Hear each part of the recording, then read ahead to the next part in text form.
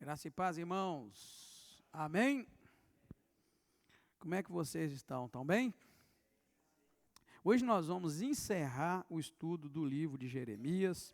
Se Deus permitir, Deus der graça. Semana que vem nós vamos começar o livro de Lamentações de Jeremias. É um livro pequeno, Lamentações, tá, irmãos? Na verdade, são 5 capítulos. Aí a gente vai estudar ele em duas quintas-feiras, para a glória do Senhor. Jeremias, irmãos, 51, né?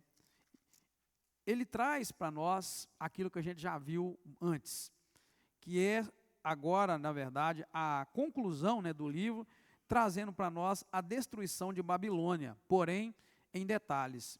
O livro todo de Jeremias, nós vimos, né, que o Jeremias está profetizando para um povo que ainda não havia sido levado para a Babilônia. Na verdade, o povo de Israel vai viver na Babilônia 70 anos, de acordo com a palavra de Deus, né? O próprio Jeremias profetizou em Jeremias 29 que o povo vai ficar 70 anos lá.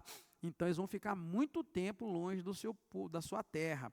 E o Senhor o tempo todo estava falando duas coisas, que era para o povo de Israel, o povo de Judá, baixar o lombo e aceitar o castigo de Deus. O castigo de Deus era por causa da iniquidade do pecado, tá, irmãos? A gente está aprendendo aqui na quinta-feira que Deus é muito bom, mas Ele não deixa o pecado passar de liso. É isso que nós estamos aprendendo, tá, irmãos? Isso é Deus, o Deus da Bíblia. Ele é muito bom, mas o pecado tem uma consequência, então Ele não deixa impune. Então o tempo todo Deus falou, olha, não tem mais jeito, o pecado de Judá cresceu tanto que eu vou punir Israel, vou punir Judá. E a punição era levar eles para ser escravo na Babilônia. Porém, é comum a gente saber que ninguém gosta de ser castigado, né, irmão? Ninguém gosta de ser castigado, né? Ninguém gosta de levar, né, no lombo, né? Porém, com Deus não tem jeito de fugir. Então, alguns quiseram fugir desta ordem. Qual a ordem de Deus?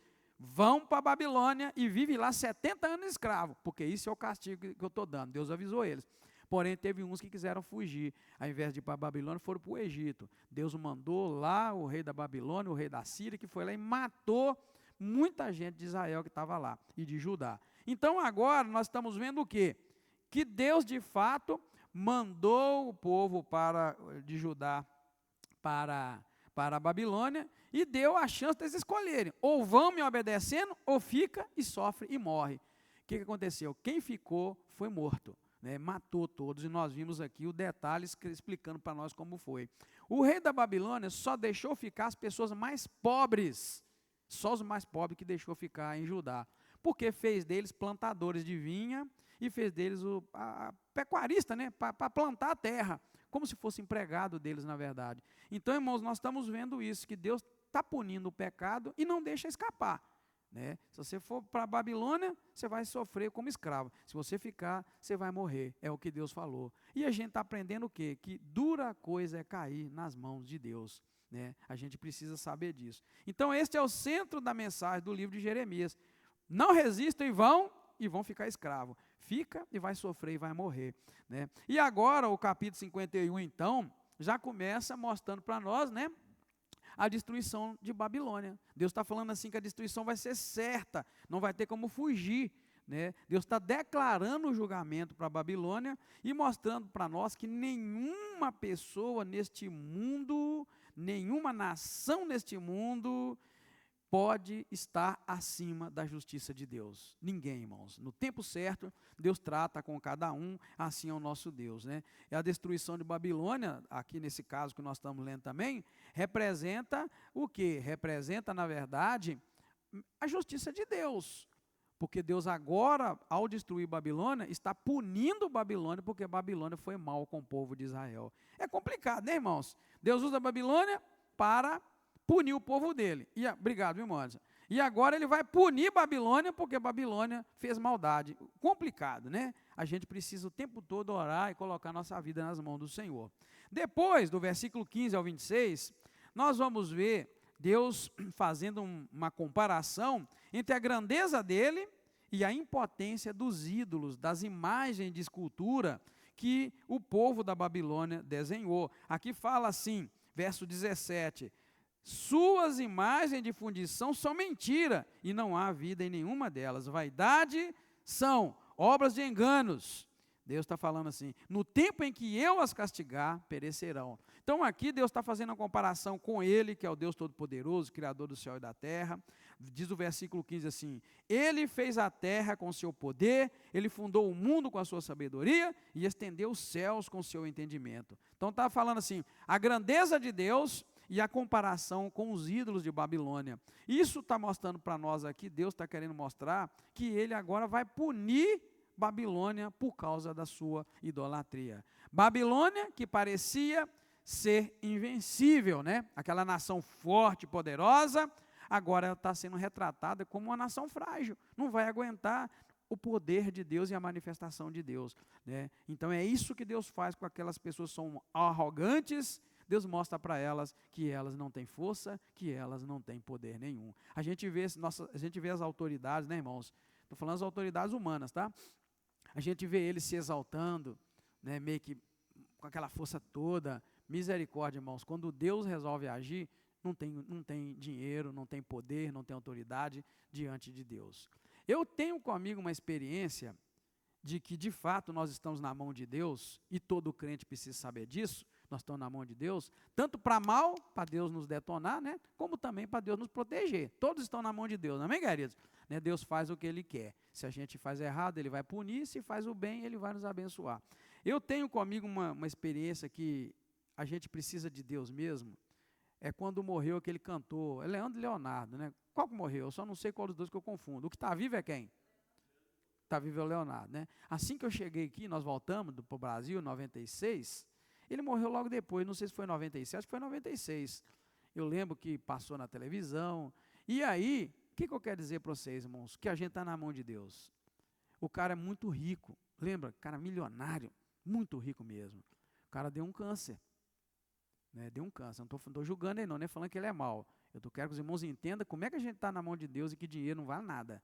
O cara era muito rico, eu lembro direitinho, fez tratamento aqui, não adiantou muito, ele montou num avião, fretou um avião, foi para os Estados Unidos e fez o tratamento lá. E o que aconteceu com ele? Ele morreu. Então aquilo ali foi uma lição para mim tão grande, porque às vezes nós, irmãos, confiamos na nossa condição, a gente confia no dinheiro, a gente confia na sabedoria, na inteligência, a gente confia na capacidade, mas, irmãos, não existe isso diante desse Deus que nós estamos aprendendo sobre Ele aqui na igreja. Ele é poderoso, e Ele faz o grande, o poderoso cair, assim como Ele faz aquele que está lá na rua agora, não tem nenhum cobertor de tão frio que ele está passando frio lá. Deus trata os dois num momento da vida igualzinho. Por quê? Porque Ele é todo poderoso. Então o cara tinha todo o dinheiro dele não deu, não adiantou. A doença foi agravando, ele morreu. E aquilo eu pensei assim, meu Deus, eu comecei a refletir. Falei, nós precisamos de nos humilhar diante de Deus. Repita, irmão, não estou julgando o cara não, tá? Ele morreu porque foi a vontade de Deus, né, irmãos? Mas eu quero dizer que ele tinha dinheiro. O dinheiro não pôde salvar ele. O dinheiro não pôde trazer a cura. Então é assim, nós estamos aprendendo no livro de Jeremias. Quem somos nós, irmãos? Quem sou eu, quem é cada um dos irmãos, para a gente exaltar, às vezes, um com o outro, humilhar um ser humano? A gente humilha os outros, irmão, de graça. A gente humilha. A gente maltrata as pessoas, né? E às vezes, quando a pessoa tem um pouquinho a mais, ela humilha o que não tem nada, como se ela fosse alguma coisa. Poxa vida, no dia que a gente tiver que apresentar diante de Deus, ou Deus resolver, vamos cá, vamos prestar conta para mim, irmão, é onde a gente fala, todo mundo é farinha do mesmo saco, né, irmãos? Sim, é isso que Jeremias está ensinando para nós, encerrando o livro. Né? A Babilônia teve o tempo dela de altivez, e agora Deus está falando, não adianta, agora eu vou tratar com essa Babilônia. Então, queridos, essa mensagem é muito importante para nós, para a gente tratar os outros melhor um pouquinho. Às vezes a gente maltrata o vendedor que bate na nossa porta, às vezes a gente maltrata a pessoa que está lá no caixa, às vezes a gente maltrata a pessoa que está limpando a rua. Poxa vida, outro dia eu estava pensando assim, irmãos, a pessoa que limpa a rua, ela é tão importante quanto o médico. Eu estava pensando nisso. Por que ela é tão importante quanto o médico? Se ninguém tiver para limpar a rua, o que nós vamos arrumar? Vai todo mundo adoecer. Deixa o lixo na rua aí, uma semana inteira. Graças a Deus o Patinho não tem isso, né? O carro passa, pode até demorar um pouquinho, mas passa. Irmão, E eu tive pensando assim, é quando Deus começa a falar umas coisas dessas com a gente, irmão, que a gente começa a crescer.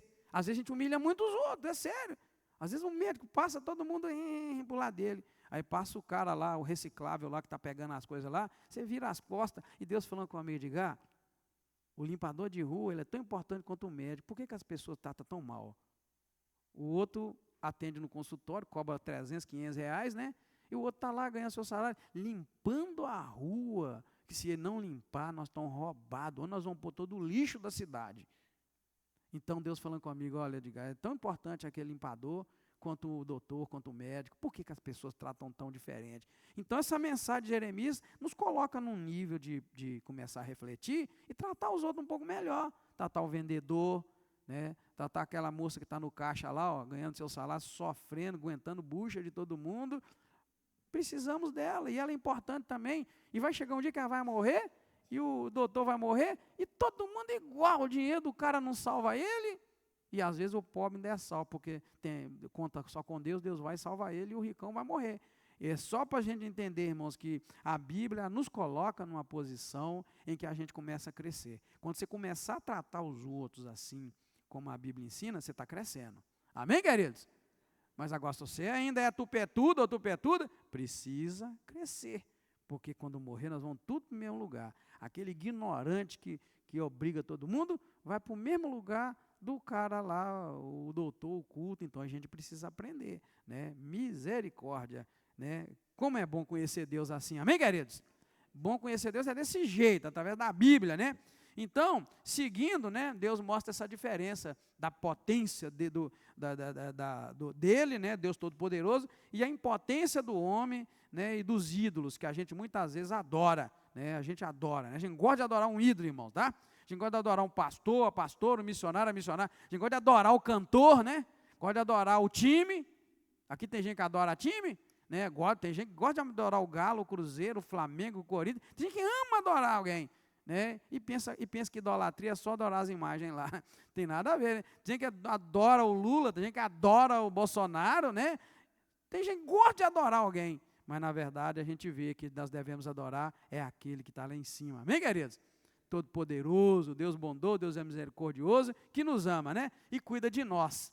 Depois do versículo 27 ao 44, vai falar da queda iminente, a queda, né, que não tem jeito, vai acontecer mesmo a queda de Babilônia. A Babilônia, que parecia uma fortaleza, que nunca ia tombar, né, agora está caindo, porque o Senhor disse que vai derrotar ela completamente. O Senhor vai destruir completamente, não vai ficar nada naquele lugar. Deus disse que as portas da cidade serão queimadas a fogo. Porta na cidade é algo que a gente não entende muito bem, mas naquela época as grandes cidades eram cercadas de muro, tá? Jerusalém tinha os muros ao redor dela também, foi tudo derrubado, né? Então, tanto que lá no livro de Neemias, quem leu a Bíblia e lê, sabe que Neemias teve uma tarefa muito grande de reconstruir o muro, e na verdade, tampar os buracos do muro. Aquele livro é muito bonito relatando isso. Então, Jerusalém tinha muro. Então, se a cidade tinha muro, ela tinha um portão de entrada. Era por ali que se entrava, por ali que saía.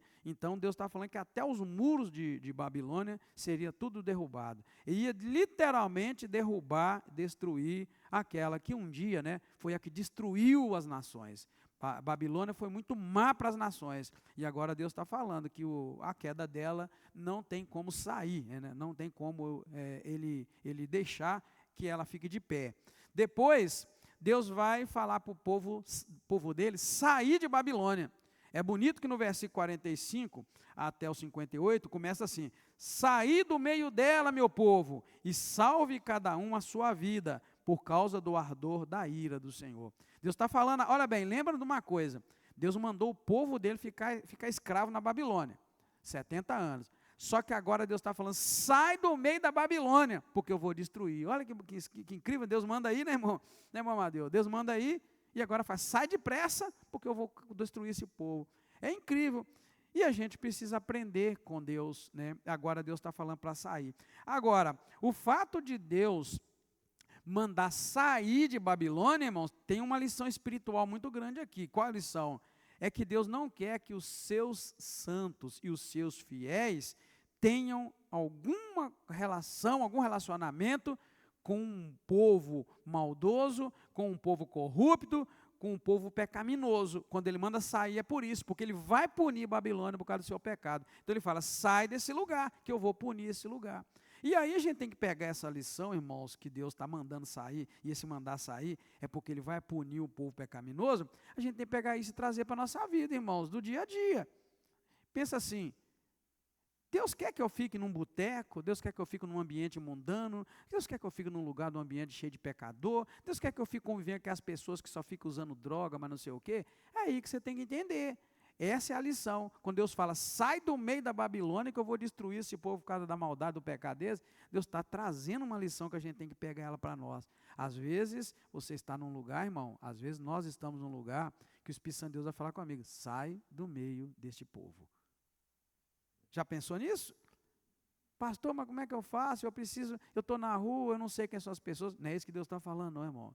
Deus não está falando de você ir lá e comprar, de você ir em tal lugar, não. Deus está falando de ficar no meio.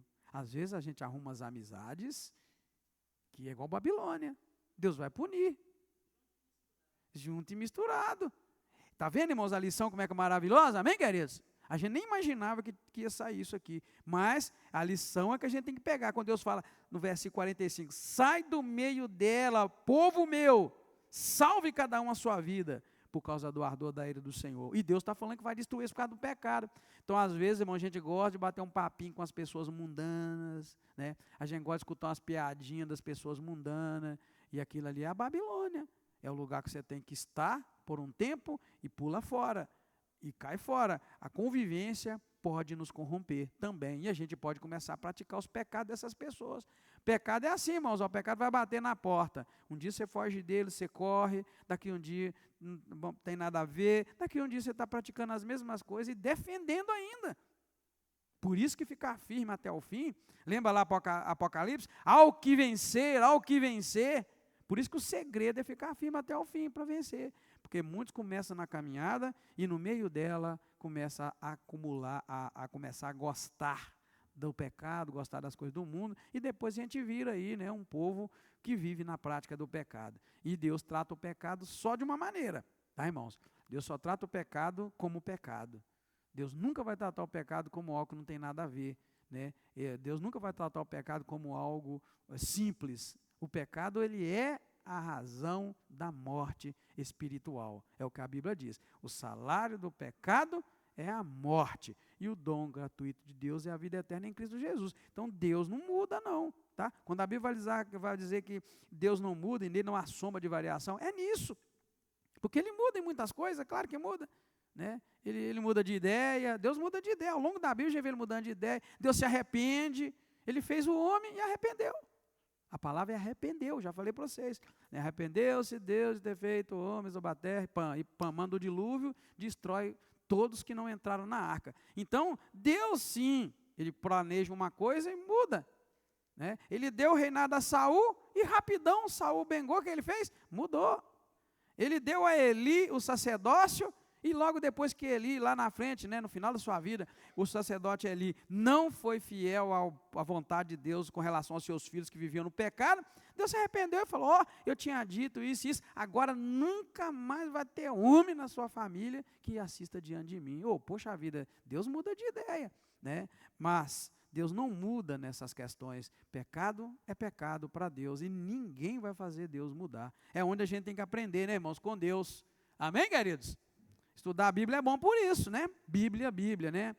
Seguindo, irmãos, aí nós já estamos já na última, né, porção de versículos, que é de 59 ao 64, aí Deus vai mostrar para nós que está selado o julgamento contra a Babilônia, né? Selou mesmo.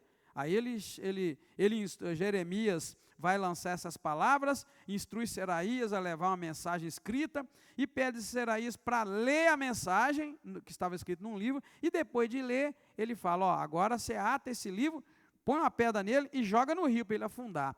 E aquilo era um simbolismo, porque assim como aquele livro amarrado numa pedra ia afundar no rio Eufrates, Deus estava dizendo, assim também afundará Babilônia. Ninguém vai morar mais em Babilônia, será uma terra desolada. Né? E este ato simbólico de lançar essa mensagem no rio, confirma a queda de Babilônia, né? Ninguém é lançado num rio para cima, né? É lançado para baixo. Então aí Deus está falando, né? Deus está reforçando a autoridade da palavra dele e dizendo que era inevitável, né? Ele tinha que cumprir esse plano que era punir, né, Babilônia por causa do seu pecado. Seguindo, capítulo 52, do versículo 1 ao 11, nós vamos agora ter, na verdade, tá, irmãos, o que nós vamos ver aqui é uma repetição de algo que já aconteceu. O livro termina com essa lembrança, trazendo a lembrança a queda de Jerusalém para nós. Isso que já aconteceu, porque já, né, a cidade, né, havia sido levada para o cativeiro. Então nós vamos ver isso. Vai falar sobre a destruição do templo, que na verdade o templo foi totalmente destruído, o templo que era lindo, era bonito, era cheio de riqueza, cheio de ouro. Nós vamos ver em detalhes aqui que ele é totalmente destruído, tira tudo e rouba, né? O rei leva tudo para o seu palácio. Veja que o templo que era tão glorioso ficou vazio, totalmente vazio, né? E essa destruição representa o quê? É um ponto de ruptura, né, para o povo. Destruir o templo para Jerusalém é quebrar o relacionamento deles com Deus. Então é isso que esse texto vai dizer para nós, né, nesses versículos. A gente precisa o tempo todo buscar a graça de Deus, né, para entender isso. E aí vai mostrar também o destino de Zedequias, o rei de Judá. Tá? Ele sofre muito, né? De cara nós vamos ver isso. Ele sofre muito, irmãos. A morte, a forma como Zedequias foi levado cativo, como os filhos dele foram mortos, os filhos foram degolados. Os irmãos sabem que é degolado, né? É uma morte feia, né? Morte feia. Falar nisso, teve uma morte assim lá em Timóteo, né? Essa semana passada, degolaram alguém lá e jogaram a cabeça pela escada. O mundo está ficando difícil, tá, irmão? Vocês ficaram sabendo disso? Ficou, né? Eu vi a reportagem aqui em Timóteo. Poxa vida, cortaram a cabeça e ainda jogou pelas escadarias lá, assim, coisa de filme, né? É uma coisa estranha. Foi isso que fez. Ele pegou o rei, prendeu o rei, amarrou o rei, né? E pegou os filhos dele, degolou os filhos, porém, degolou os filhos na presença de Zedequias, do pai. Misericórdia, irmão. Sabe o que quer colocar o rei aqui amarrado aqui, coloca os filhos dele tudo ali, corta a cabeça de todos eles na presença do pai? Me explica aí. Vamos pensar um pouquinho da gente encerrar? Como é que fica o coração de um pai vendo isso? Pensa aí quem é pai. Só para os irmãos entenderem, irmãos, o que Deus permite às vezes por causa da maldade humana. Já imaginou, irmão? Já conseguiu pensar assim? É assim que a gente entende o peso das coisas. Colocou aquele pai ali, que era o rei, amarrou ele, com cadeia de bronze ainda, corrente de bronze. Bronze, misericórdia, hein, irmão. Amarrar com a corda já é difícil soltar. Amarrou com bronze e deixou ele ver. Degolou, está dizendo aqui, ó, degolou os filhos de Ezequias à sua vista. E degolou também todos os oficiais do rei, na vista dele. E depois fez o quê? Quem lembra? Furou o olho dele. Poxa vida. O cara nunca mais enxergou. Mas a última imagem que ele enxergou foi o quê? Os filhos dele sendo mortos. Irmão, o mundo é terrível. A maldade é muito grande. A gente precisa mesmo estar nos pés do Senhor, clamando dia a dia por graça e misericórdia e ficar um pouco mais alegre com o que a gente tem. Às vezes, irmão, você tem de tudo e ainda reclama. Não é assim? Às vezes a gente reclama, né? Vamos agradecer a Deus. Amém, queridos? E vamos ver o quanto Deus é bom. Claro, né, que se for uma maldade que Deus deixou por causa da maldade também. Porque aqui fala, o rei Zedequias foi um dos piores reis, irmãos, que Judá teve. Deus está punindo o rei Zedequias e deixando um registro para nós, né? E como se não bastasse, né, destruiu, né, o templo que eu falei para vocês, que eu adiantei. O templo que era o coração da igreja, do povo, a alegria de Israel era ir para o templo. Ah, irmãos, você sabia que houve um tempo que a alegria das pessoas era ir para o templo? Hoje os templos estão meio vaziinhos, está vendo nós aqui? Ó? Glória a Deus, vocês estão aqui. Mas houve um tempo que o templo era o lugar. As pessoas gostavam de ir para ir lá, para ver a glória do templo, ver as bênçãos, os hinos, os louvores. O povo gostava. Mas vai voltar esse tempo em nome de Jesus. Amém, queridos? Que as pessoas vão gostar. Era assim. Porém, Deus deixou que tudo aquilo fosse destruído, mostrando o quê? Representando a ruptura entre Deus e o povo e Deus. Por isso que eu estou falando para vocês que o capítulo 52, ele na verdade vem relatar algo que já aconteceu, só está repetindo para nós, né, parece que Deus, né, queria encerrar o livro, trazendo à memória o porquê que ele fez aquilo tudo, né, de maldade com o povo. Depois do versículo 24 ao 30, nós vamos ver o quê? O exílio e a deportação. Tudo isso nós já vimos, porém o texto está repetindo para nós, né? Levou agora os líderes, levou os comandantes da guerra, os oficiais, o rei já, né, feriu todos. Então isso aí é um relato de que ele levou os líderes, todos eles levou lá para a Babilônia. Como consequência é o quê? Direta, irmãos, da desobediência e da idolatria. A forma como Deus escolheu para punir, né? E depois, do versículo 31 até o 34, aí vai ser o finalzinho do capítulo, acontece uma coisa boa. O que que é? No meio de tudo isso, Deus permite que um determinado homem lá, o que que ele faz? Evil Merodach começa a reinar na Babilônia, e ele resolve fazer bem para Joaquim, que era um dos reis da descendência, faz bem para ele, e tira ele da prisão, coloca ele para viver junto com o rei lá, sentado na mesa do rei, comendo com o rei, dá comida para o rei até que ele morra, até que esse moço morra. Então, isso na verdade não é ainda a libertação da escravidão, mas é Deus começando a dar para eles uma luz, um sinal de esperança, que um dia eles vão voltar, né? E assim o livro termina, com essa luzinha aí de esperança, mostrando que Deus não abandonou o povo de tudo, né? Deus não abandonou de vez. Ele ainda está ali mostrando para eles, para continuar a ter fé e esperança, que um dia, né, ele vai voltar. Como eu disse, o cativeiro vai durar 70 anos. Então está longe ainda, né? Porque o texto chega a dizer aqui que é no 30º ano do exílio de Joaquim. Está vendo? Ó? Aliás, 37º. Então, se é 37 anos, para 70 ainda falta um pouquinho, né? Falta um pouco. É o tempo que eles ainda vão ficar. Mas Deus já começa a dar um sinalzinho de esperança para eles, né? Para concluir, né, os 2 capítulos eles encerram com essa mensagem de julgamento, mas também com a mensagem de esperança, né? Babilônia é usada como instrumento de Deus, na verdade, para julgar a arrogância e a crueldade. Jerusalém vai enfrentar as consequências da desobediência, mas a narrativa aqui termina com um sinal de restauração, né, no caso da libertação deste rei aqui, que é o Joaquim, né, de Judá. Né. E o livro de Jeremias vai destacar que a justiça de Deus ao punir o pecado. É o que eu falei para vocês.